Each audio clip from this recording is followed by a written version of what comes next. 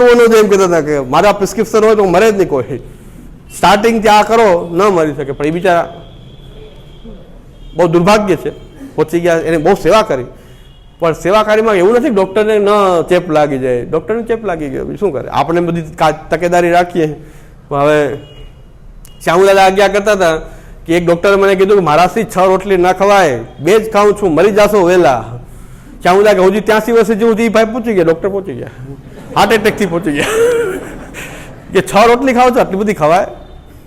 1 ખવાય, 2 ખવાય, હાર્ટ એટેકથી મરી જશો મારાથી, આ ન લેવાય. શ્યામુદાદા કે હું તો હજી 83 વર્ષે 6 રોટલી ખાઈને જીવું છું. એ ડૉક્ટર હાર્ટ એટેકમાં પહોંચી ગયા. ડૉક્ટરને હાર્ટ એટેક આવી ગયો. એટલે આમાં કોણ કોઈ સુધારવાળો બગડી ન જાય શું ગેરંટી છે? સંક્રમણ તો એવું છે કે કોને કોણ લગાડી દે કંઈ ખબર ન પડે. કોણ ક્યારે બગડે કંઈ નક્કી નહીં. પણ આપણે સુધારવા આવું જોખમ કરીએ શું કામ? માસ્ક પહેરીને શું કામ ન નીકળીએ? એટલે પહેલાં જ માસ્ક પહેરી લઉં જોઈએ. આ કથા જ નથી, આ માસ્ક છે, સેનિટાઈઝર. આ કથા નથી, સાધના નથી, સંબોધ લેવલ છે. એ જ્ઞાન પ્રાપ્તિ છે. માર્ગના સિદ્ધાંત શું છે ચર્ચા કરીએ. કથા તો યોગ્ય મળે. મન મિલે ઇષ્ટ મિલે, મિલે ભજન રસ રીત, તાકી સંગ કીજીએ ખાન પાન ઓર પ્રીત. એ તો કોઈક એવું મળે તો કથા કરે કે બાકી ગમેની સાથે કથા કરવા બેસી જાય તો તકલીફ થઈ જાય પાછી આવી. એટલે આ ગુરુ કૃપા, આ ઉપકાર ક્યારેય નહીં ભૂલાય. આ ગુરુનો ઉપકાર ક્યારેય નહીં ભૂલાય કે જેને બધા ઝાડા સાફ કર્યા કે કથામાં શું આવી શકે, સેવામાં શું આવી શકે, ક્યાં ક્યાં શું થાય, બધું બતાવ્યું કે આ બધું કે બહુ હરખાઈ જવાની જરૂર નથી. સેવામાં એટલું ધ્યાન રાખવું, કથામાં ધ્યાન રાખવું, બધું આપશ્રીએ બતાવ્યું છે. આવા સમર્થ ગુરુ આપણને પ્રાપ્ત થયા એ શ્રી મહાપ્રભુજીની કૃપા. મારી ઉપર તો એ વિશેષ કૃપા થઈ કે એ પુત્રની જેમ આખા જીવનના અનુભવો આપે ઘણી વખત કીધા કે આ જગ્યા ધ્યાન રાખે. એક ભાઈ મને કહેતા, મેં કીધું આ 20 વર્ષથી ક્લાસ ચલાવે છે ને મને મળે છે, આપના હું તો ઓળખતો નથી. મને કે રાજસ્થાનમાં તો આપ ગુજરાતમાં ફરો છો, મારે રાજસ્થાનમાં આટલું વાતાવરણ નથી. તો રાજસ્થાનમાં તો આપણે મેં કંઈ કરવું જ જોઈએ, આપણે વાતાવરણ તો ઊભું કરવું જોઈએ. આપણે શિબિર કરીએ, તમે આયોજન કરો, હું આવીશ, આપણે શિબિરને કરશું. આપણે કંઈ પેટ્રોલ ભાડું કોઈ લેવું નથી, ભેટ પણ લેવી નથી. તમે કહેશો ત્યાં આવી જઈશ. આપણે શિબિર રાજસ્થાનમાં કરશું, મારવાડી ભાષામાં કરશું, મારવાડીમાં કરશું. તો 1-2 જગ્યાએ અમે કાર્યક્રમ કહેતા. એ ભાઈએ મને કીધું કે આપ કેટલેક પહોંચશો, મને સોંપી દો હવાલો. હું કાયમી સત્સંગમાં જ મગ્ન છું, હું તો ક્લાસ જ ચલાવું છું. બધી જગ્યાએ આપ કયો લે, અઠવાડિયે અહીંયા એક અહીંયા. મેં કીધું આ તો બહુ ઉત્સાહી સારું કહેવાય. મેં કીધું આપણે કેટલી જગ્યાએ પહોંચ, આખા રાજસ્થાનમાં કેમ પહોંચવું? તો અને પાછા ગુજરાતમાં રહીને રાજસ્થાનમાં જવું બહુ કઠિન છે. મેં કીધું આવું કોઈક સંભાળી લે તો સારી વાત છે. પાછળથી ફોલોઅપમાં અમને રાખો. તો આપ જ્યારે એકવાર પ્રવચન કરી દો, ક્લાસ ચાલુ કરી દો, ફોલોઅપમાં અમે જ છીએ. મેં કીધું આ તો બહુ સારી ટીમથી વર્કતા હતા. મેં શ્યામુદાને વિનંતી કરી, આ ભાઈ એમ કહે છે કે પાછળથી બધું સંભાળી લઉં. મને કે એનો કાંઈ વાંધો નથી, એ સિદ્ધાંત કહે છે, બધું કહે છે, પણ ભેગી લીલાએ બતાવે એનું શું કરવું? મને કે આપણે મરી જશું. એટલે મને કે હા પડાય, ભગવદી છે. તો શ્યામુદાય કે આપણે હા કેવું, પણ એ સ્વરૂપનું જ્ઞાન શ્યામુદાય કરે. મને કે લીલા ભેગી બતાવે, શું પ્રકાટ અનુભવ બતાવી દે એનું શું કરવું? એ પ્રકાટ અનુભવ બને એ તો ખતરનાક અનુભવ છે. પાછું મેં કીધું આ બચી રહેવું પડે. મેં કીધું મારાથી, પછી મેં ભાઈને કીધું, મેં કીધું મારાથી બને એટલું હું કરું, બાકી તો મહાપ્રભુજી બધાને ઉદ્ધાર કરવાવાળા છે, આપણે શું બધાને શિબિર કરીને ઉદ્ધાર કરવું? મારાથી બને એટલું મેં કીધું હું કરું. તમને પાછળથી મેં કીધું એટલો શ્રમ આપવો, આખા રાજસ્થાન તમે ફરી વળો, અને 2-2 જણા હોય ક્લાસમાં, આપણે ક્યાં સંખ્યા હોય, તમને કેટલો શ્રમ થાય? તમે તમારી જગ્યાએ કરો છો એ બરાબર છે. એટલે હવે આવતા નથી મારી પાસે. કારણ કે હું સાથે ફરું, પાછળ ફોલોઅપમાં હું સંભાળી લઉં બધું. સિદ્ધાંતના ક્લાસ 20 વર્ષથી ચાલે છે, એમને ત્યાં જ ચાલે છે, 20 વર્ષથી ચાલે છે. મેં શ્યામુદાને કીધું, મેં કીધું આટલા આપણા નિકટ ને આ, મને કે નિકટ તો છે પણ એ બહુ પડવા જેવું નથી. એ બધો ભેગો અનુભવ લીલાનો ભેગો કરાવે તો આપણે મરી જશું ને. એટલે ત્યારથી મેં નક્કી કર્યું કોઈ નહીં. મેં મારાથી થાય એટલું ખરું, જેટલું ઘણું ચાલે એટલું ચલાવી દેવું. બાકી તમારે ભગવદી હોય તો સારી વાત છે, આપણે રેકમેન્ડ નહીં કરવું કે આ સત્સંગ કરો. આપણે થાય એટલું કરી લેવું. એટલે એ શ્યામુદાના અનુભવ ઉપરથી આપશ્રીએ, બાકી હું પ્રભાવિત થઈ ગયો હતો કે આટલા બધા ક્લાસ ચલાવતા, સિદ્ધાંત પક્ષ 20 વર્ષથી ક્લાસ ચાલતો હોય, ફોલોઅપમાં જો આવતા હોય તો સારી વાત છે. પણ શ્યામુદાન સાથે એવી કૃપા રહી કે મેં પછી પૂછીને કરું, કાંઈ પણ નવું કરું તો પૂછી લઉં કે આમ કરાય કે ન કરાય. કારણ કે આપનો આટલા વર્ષનો અનુભવ છે, આપણે નવા નિશાળે છીએ, એમનું આટલા 83 વર્ષ થઈ ગયા, 82-83 વર્ષથી આ જ કરી રહ્યા છે કે આપણે આપણી રીતે કરાય. હાય ન પડાય, નાય ન પડાય, પણ એવી રીતે આપણે કહેવું કે ભાઈ હમણાં સમય નથી, નામ નથી, એવો રસ્તો કાઢીને કેવું કે એમને ઉત્સાહ ભંગ ન કરી દેવો. પણ મૂળ એનું રહસ્ય આ સ્વરૂપ આવું છે. એનું સ્વરૂપ જ્ઞાન કરાયું, ઠાકોરજીનું સ્વરૂપ જ્ઞાન કરાયું. આ વ્યક્તિનું સ્વરૂપ આવું છે, નિગૂઢતમ સ્વરૂપ એવું છે કે લીલા વિહાર એ પ્રકટ અનુભવ કરાવે લીલાનો. એ પ્રકટ લીલા બીજા બતાવે તકલીફ થાય, ઠાકોરજી બતાવે તો સારું, બાકી હા બીજા બતાવે એમાં જ તકલીફ છે.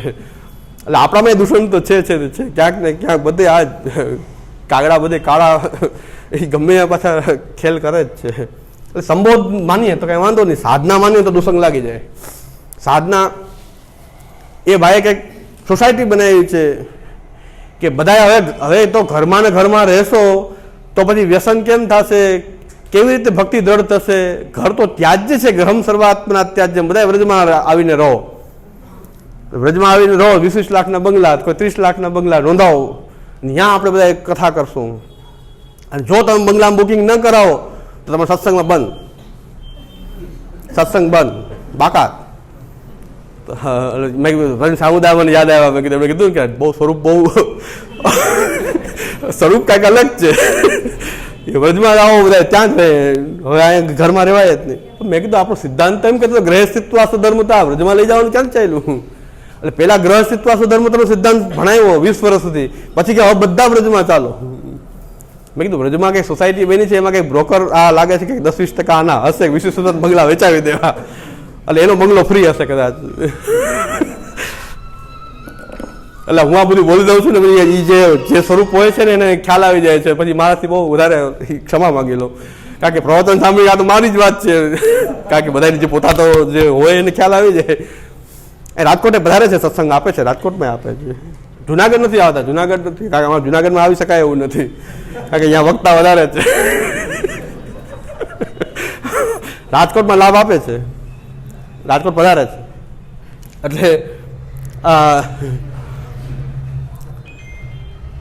સિદ્ધાંત હો, પાછો સિદ્ધાંત નહીં, સિદ્ધાંતનું નામ હોય ને ત્યાં પણ પાછું આપણે આ સાધનામાં તો સંગ કરવા લાયક હોય કે ન હોય, બહુ વિચારની વિષય બની જાય છે. એ સાધના છે, આપણે કરીએ તો સાધના છે ને.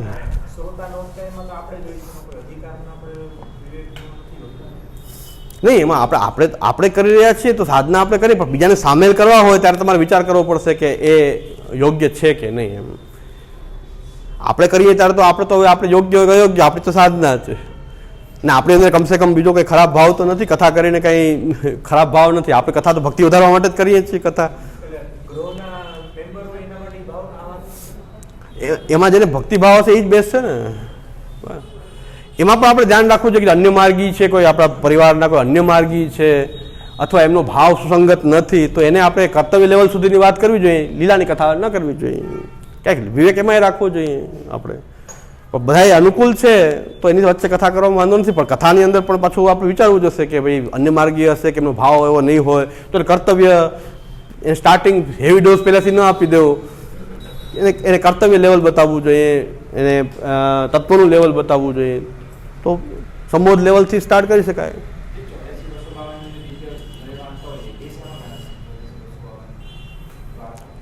જ્યારે આપણે પોતે શ્રવણ કીર્તનથી ભક્તિ વધારવા માટે શ્રવણ કીર્તન પોતે કરી રહ્યા છીએ, એ બધી સાધનાનો પક્ષ છે.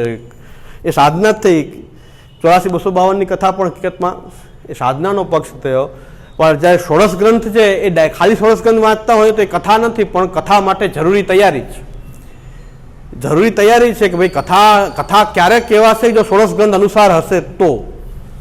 જેમ કે સેવા ષોડશ ગ્રંથ અનુસાર હશે તો સેવા. યાદૃશી સેવના પ્રોક્તા તત્સિદ્ધૌ ફલમ ઉચ્યતે. યાદૃશી જેવી સેવા શ્રી મહાપ્રભુજીએ ષોડશ ગ્રંથોમાં કહી છે એ પ્રકારની સેવા હશે, તત્સિદ્ધૌ ફલમ ઉચ્યતે.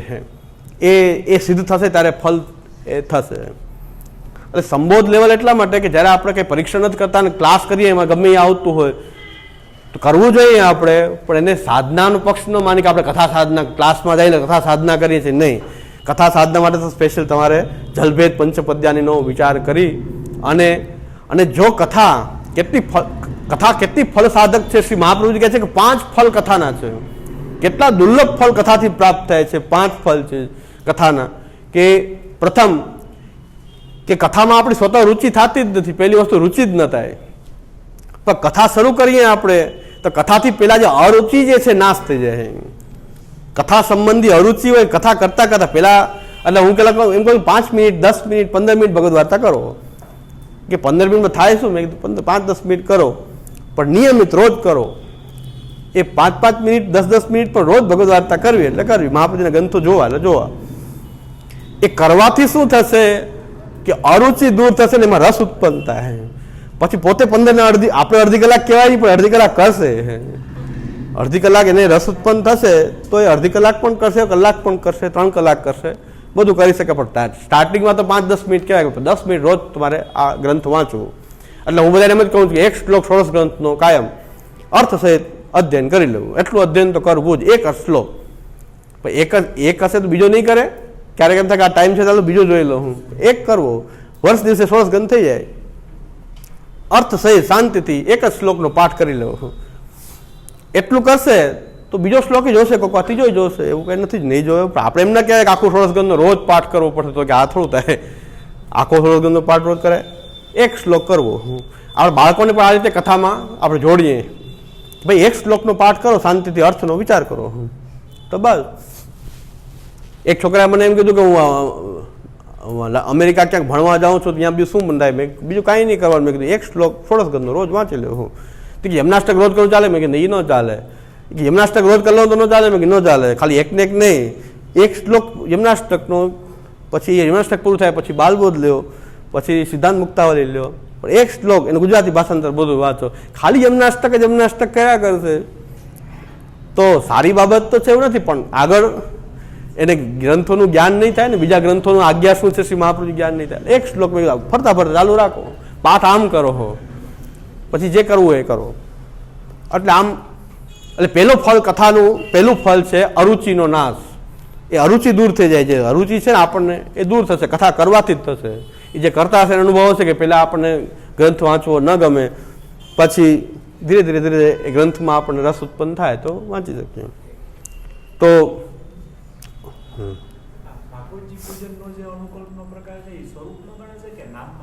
નામાત્મક છે. નામાત્મક શ્રવણ કીર્તન સ્મરણ કરવા માટે ભાગવતનું પૂજન એ અહીંયા કથા પક્ષમાં આવતું. ખાલી પૂજન કરીને રાખી દેવા નથી હોતા ભાગવતજીને. પૂજન કરી અને એનો પાઠ કરવો. પાઠ તો જરૂરી છે. પાછું પેલા પૂજન 5-10 મિનિટ કરી પછી એ ભાગવતનો પાઠ કરવો.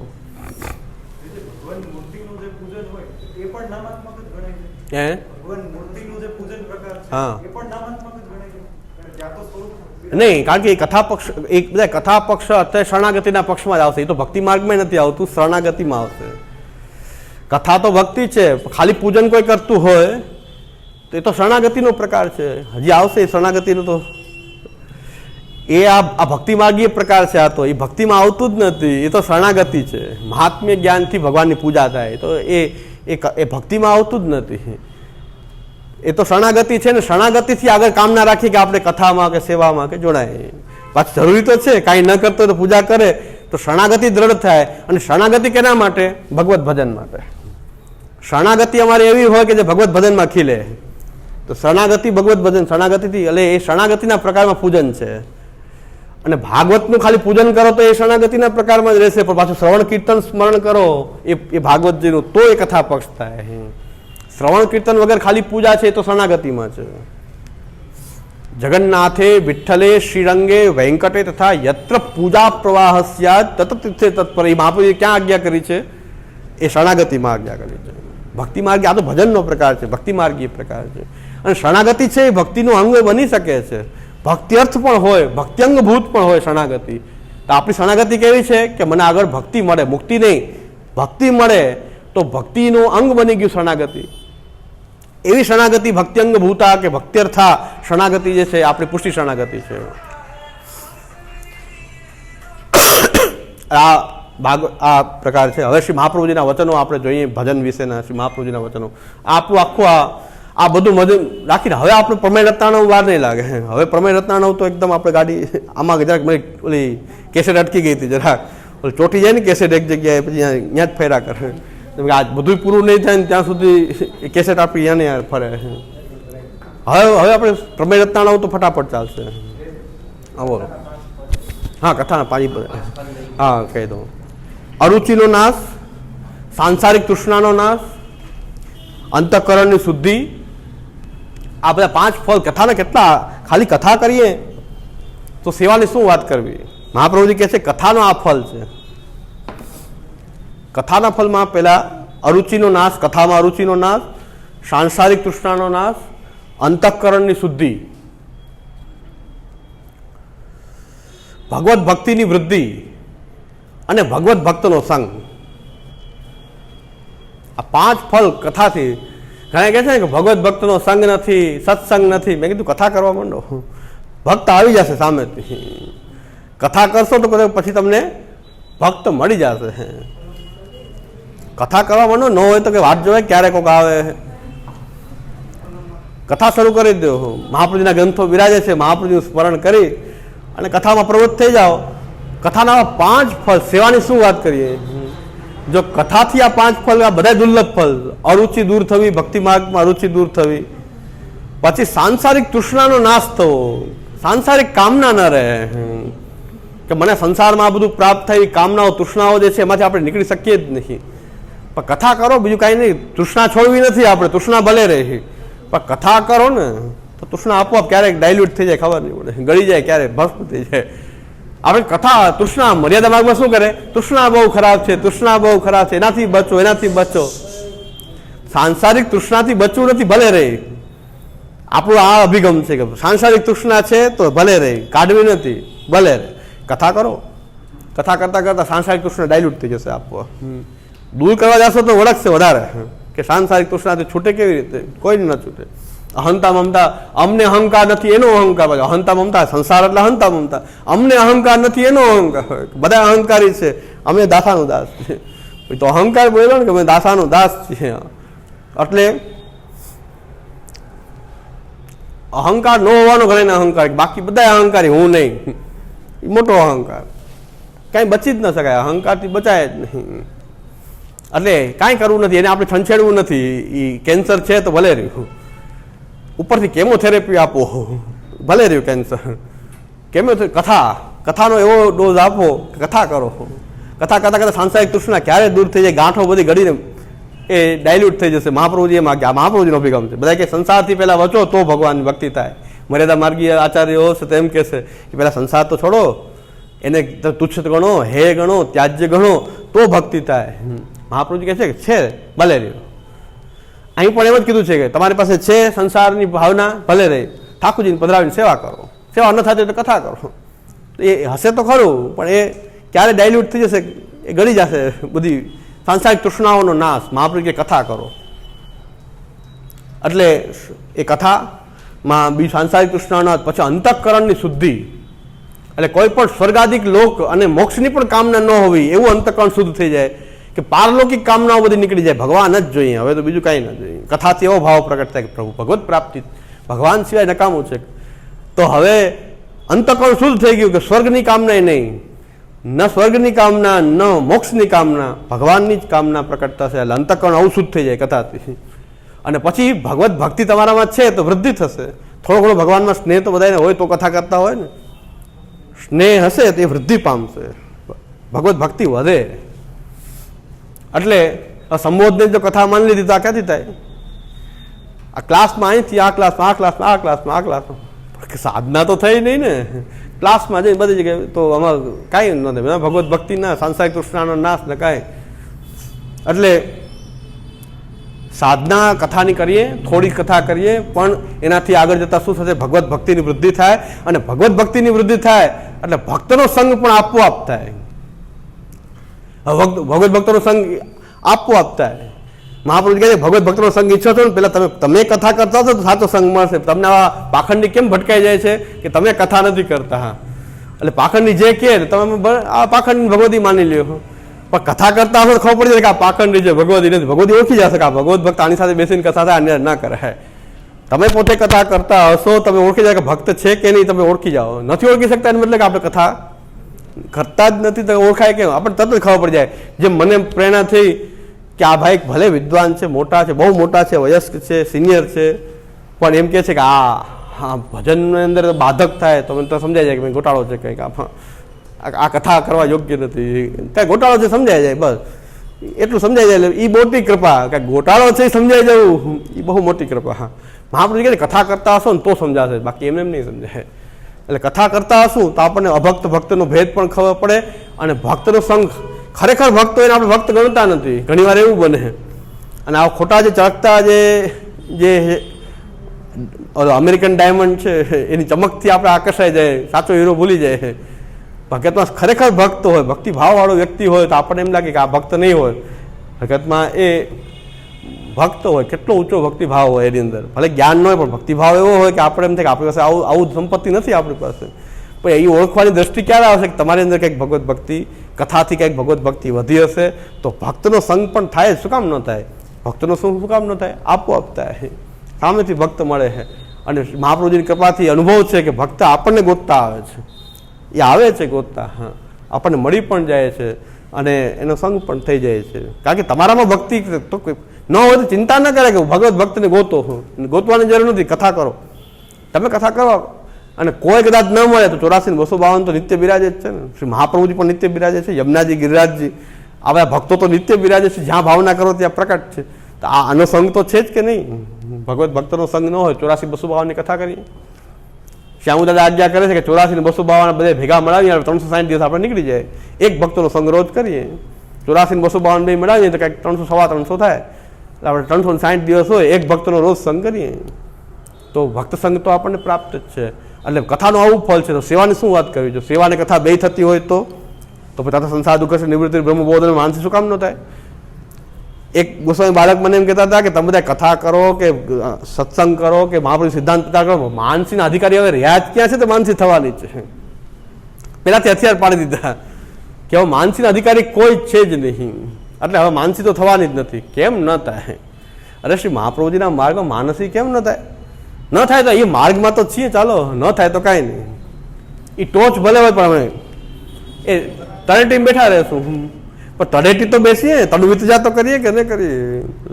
તળેટી બેઠા રહેશું કે ટોચ અહીંયા જ છે, ખબર છે ક્યારેક રોપવે થઈ જશે તો બેસી જશું, ચડી ન શકાય ક્યારેક રોપવે આવી જશે તો, પણ ત્યાં બેઠા રહેશું તો રોપવે બધા લઈ જશે ઉપર. પણ તનુ વિતજા તો કરીએ કે ન કરીએ?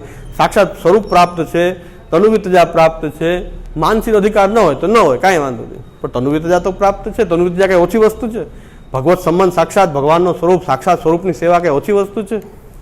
તો બસ વાત પૂરી થઈ ગઈ. આટલી જેની દળતા હશે તો માનસી થઈ જશે.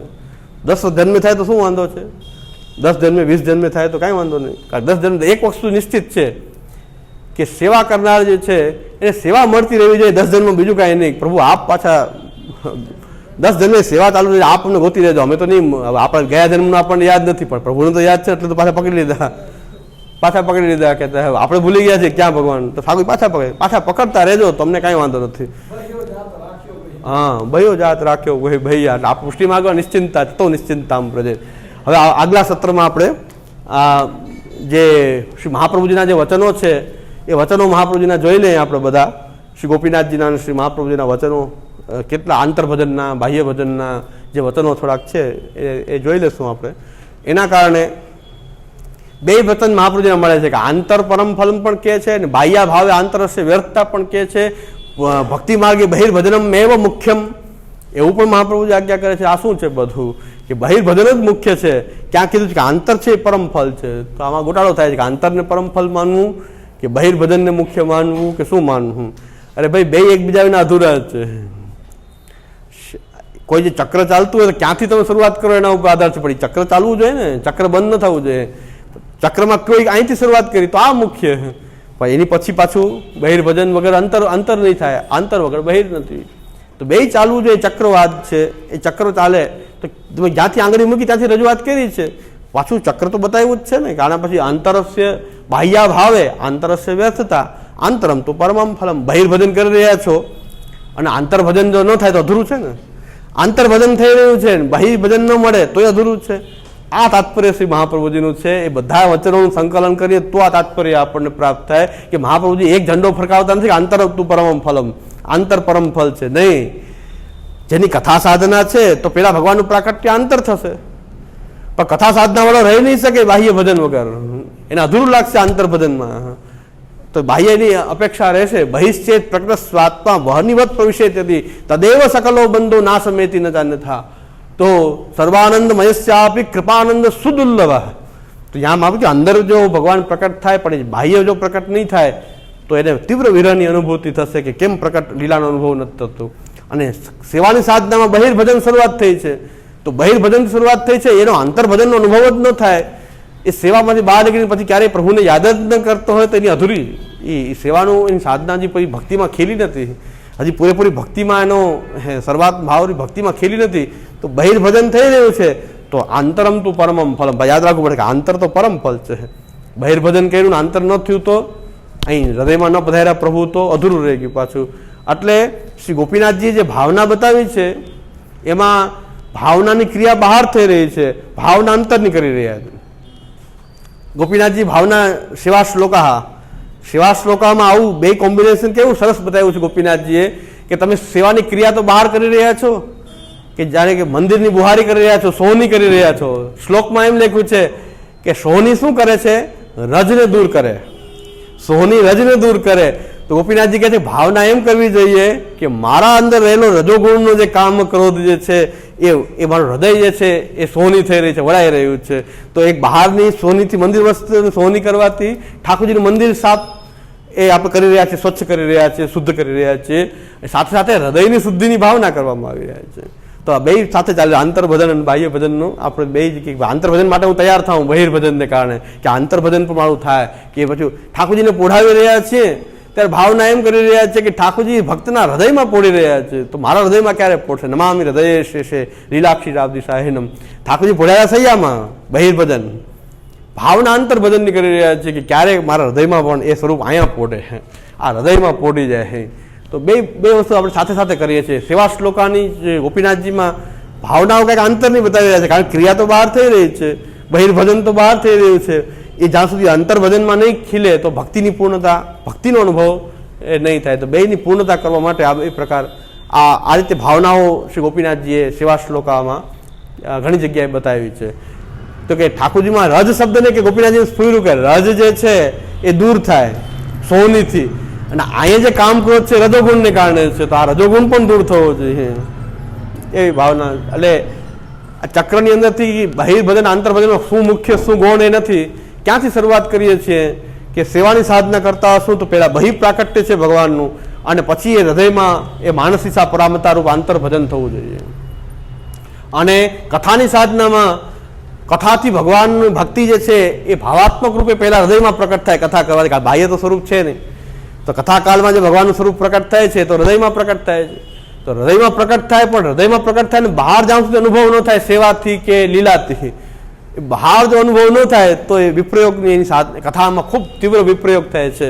અને તાદશ્યાપી સત્તમ ગેહસ્થાનમ વિનાશકમ ત્યાગમ કૃત્વા એતદસુ તદર્થાર્થેક માનસ લભતે શુદ્ધામ ભક્તિમ. એ તો ત્યાગ કરી મહાપ્રભુ કે હવે રહેવાય જ નહીં ઘરમાં જ્યાં સેવા નથી ત્યાં. તો એવો ભક્તિભાવ કે બહિર્ભજન વગેરે પછી રહી શકે નહીં. તો એ બે સાધનાનું આવું સ્વરૂપ ભગવત ભજનનું છે. અને મારી મતિ અનુસાર હવે કંઈ ભૂલ હશે તો મહાપ્રભુજી, પણ મારો પ્રયાસ એવો છે કે આપણા સાધનાને સંપૂર્ણ સમજી લઈએ, અને એ સાધનામાં હવે આપણો રોલ પ્રપંચનો શું છે, પ્રપંચને સમજવું શું કામ જરૂરી છે, ત્યાંથી આપણો પ્રમેય રત્નાણવ, આટલી બેકગ્રાઉન્ડ પછી આપણો પ્રમેય રત્નાણવ, આ ભૂમિકા છે પ્રમેય રત્નાણવની. આના ઉપર આપણે ભાવ સંગ્રહ કે જે ભાવ જે સેવાનો છે એ ઠાકોરજી માટે જ છે, એ બધે પ્રદર્શિત ના કરવો જોઈએ, ગુપ્ત રાખીને સેવા કરવી. સંગોપન એટલે ગુપ્ત રાખવું, એટલે આપણે ટેરામાં જ સેવા કરવી જોઈએ કે આપણા ઠાકોરજી સેવા ક્યારેય પ્રદર્શિત કરવી નહીં. ઘણા સેવા પ્રદર્શિત ન કરે તો ઠાકોરજીને પધરાવી અને સામગ્રીના ફોટા મૂકે સ્ટેટસમાં ને વોટ્સએપ ઓલામાં કે અમે ઠાકોરજી નથી બતાવતા, પણ ઠાકોરજી બતાવતા બાજુ તો બધું બતાવી કે સેવા સામગ્રી આ તે બધું બતાવી રહ્યા છો. ઠાકોરજી એક ન બતાવે, ત્યાં ફૂલ મૂકી દે કેવું કરે. પણ તમે સેવાની ક્રિયા જે છે એ બધું પ્રભુ માટે જ છે, એ કોઈને વોટ્સએપમાં સ્ટેટસમાં મૂકવાની કાંઈ જરૂર નથી. ઠાકોરજી માટે છે, એ સંગોપન છે કે અમે ભાવ કે પ્રદર્શિત નહીં કરીએ, સેવાને પ્રદર્શિત નહીં કરીએ. અમે તો પ્રભુ માટે અમારો જે કાંઈ ભાવ છે અમે અમારા ઠાકોરજી બહુ તો બહુ જે આપણા અંતરંગ જે શ્રીયાન ભક્તાન એ પણ અલંકુર્વિત સપ્રેમ, અલંકાર વગેરે સેવા શિંગાર વગેરે કરી અને પછી દર્શન, એ પણ સ્વીયાન ભક્તાન પ્રદર્શિત. બસ આ સંગોપન છે આપણું. ભાવને છુપાવી લેવું, લૌકિક વૈદિક ક્રિયાને પ્રકટ કરવી અને સેવાને ગુપ્ત કરવી. આ ભાવ સંગોપનપૂર્વક ભગવત સેવા કરીએ તો ભક્તિભાવમાં માનસીસા પરામતા માનસી તો થઈ શકે. સંગોપન કરતા આવડવું જોઈએ, આપણે બતાવતા આવડે, સંગોપન કરતા નથી આવડતું. એટલે સેવાનું તરત પ્રદર્શન કરે. બીડી મૂકે, ઘણા બીડી બનાવીને ડૂનો મૂકે છે.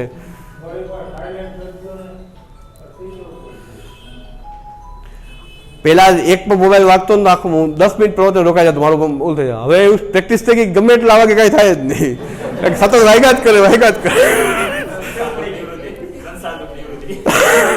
હવે કઈ અસર જ નહીં થાય, ભલે વાગે 10 વાગે તો પ્રવચન ચાલુ જ રહે. પેલા તો 10 મિનિટ રોકાઈ જાય, મારું ભૂલી જાઉં શું બોલવું છે, ભૂલાઈ જાય. એક રિંગ વાગે ભૂલાઈ જાય. તો હવે તો ગમે એટલા વાગે ચિંતા જ નહીં. એટલે કોઈને કેવું જ નથી. પેલા કહેતા ભાઈ મોબાઈલ સાયલેન્ટ કરીને પ્રવચન, હવે એવું કઈ કહેવાનું નહીં, કારણ કે વાગ તોય વાગે.